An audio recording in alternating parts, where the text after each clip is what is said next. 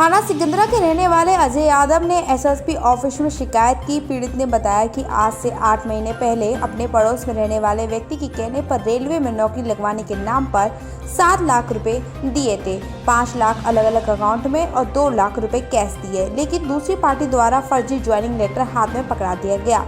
अब पीड़ित के पिता कैंसर की बीमारी से जूझ रहे हैं। ना थाने में पीड़ित की एफआईआर लिखी जाती है, ना ही सुनवाई। धोखाधड़ी करने वाले व्यक्ति को सजा दिलवाने की पीड़ित ने मांग की।